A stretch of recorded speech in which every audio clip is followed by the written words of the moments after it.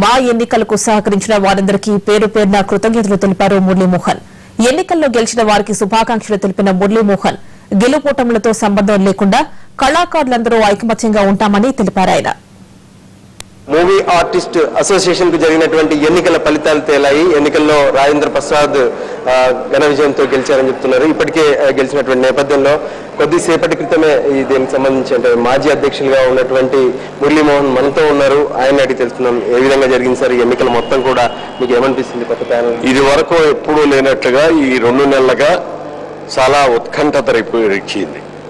ఒక మా సినిమా ఇండస్ట్రీకే సంబంధం కాకుండా అందరూ కూడా సినిమా చూసే సినిమా ప్రేక్షకులందరూ కూడా చూసి ఇది ఎవరు గెలుస్తారు, ఎవరు జరుగుద్ది, ఎప్పుడు రిజల్ట్ అవుతుంది, ఎప్పుడు ఎలక్షన్ జరుగుతుంది అని చెప్పి చాలా ఉత్కంఠతో ఎదురు చూశారు. కొన్ని ఇబ్బందులు వచ్చిన మాట వాస్తవం. కోర్టు దాకా కూడా వెళ్లాల్సి వచ్చింది.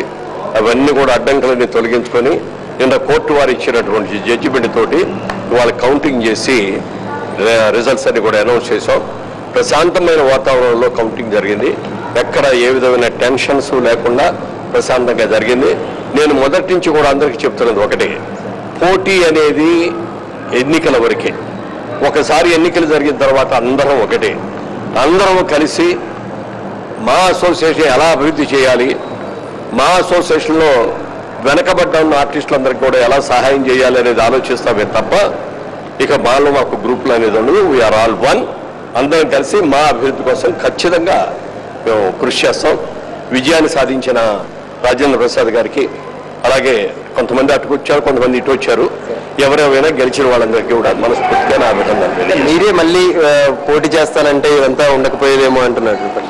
ఆ మాట నిజమే అయ్యొచ్చు కొంతవరకు నిజమే అయినప్పటికీ కూడా ఎప్పుడు నేనే ఉంటాం అనేది మంచిది కాదు. నా ఉద్దేశం ఏంటంటే నేను అనుకున్నది యంగ్స్టర్స్కి అందరికీ కూడా ఈ అవకాశం ఇద్దామని అనుకున్నాను. వాళ్ళు సరిగ్గా ముందుకు రాలేకపోయారు. వాళ్ళు దాని మూలంగా మళ్ళీ జయసూర్యకు కొంత మీరు మద్దతు ఇచ్చినటువంటి పరిస్థితి, మీరు మద్దతు ఇచ్చినటువంటి క్యాండిడేట్ ఓడిపోవడం పట్ల ఏమనుకుంటున్నారు? మద్దతు అనేది ఉండదండి. మాకందరం ఒకటే, అందరూ సమానమే.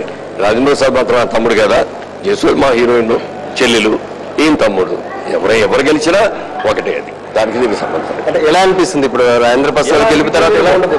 ఒకసారి ప్రజా నిర్ణయం వచ్చిన తర్వాత దాన్ని గౌరవించడమే తప్ప దాన్ని డిఫరెంట్ గా ఇంకో విధంగా ఆలోచించు. ఎటువంటి అభివృద్ధి జరగాలని మీరు ఆలోచిస్తే అది గెలిచిన వాళ్ళని అడగండి. ఎలాంటి అభివృద్ధి మీ కాలంలో చేసినటువంటి కొన్ని మార్పులు ఏంటి, ఇప్పుడు ఏంటి? ఇప్పుడు అవన్నీ కదొద్దు. ఆ కథంతా ఆల్రెడీ కొన్ని మార్పులు చేశాం మేము మా చేతనైనంత వరకు. ఎందుకంటే ఒక కొత్త బ్లడ్ వస్తే ఇంకా కొత్త ఆలోచనలు వస్తాయి. అలాగే కొత్త కమిటీ ఇంకా కొత్త ఆలోచనలతో ఇంకా బాగా చేయొచ్చు. ఫండ్ రైజింగ్ చేయాల్సిన అవసరం ఉంది.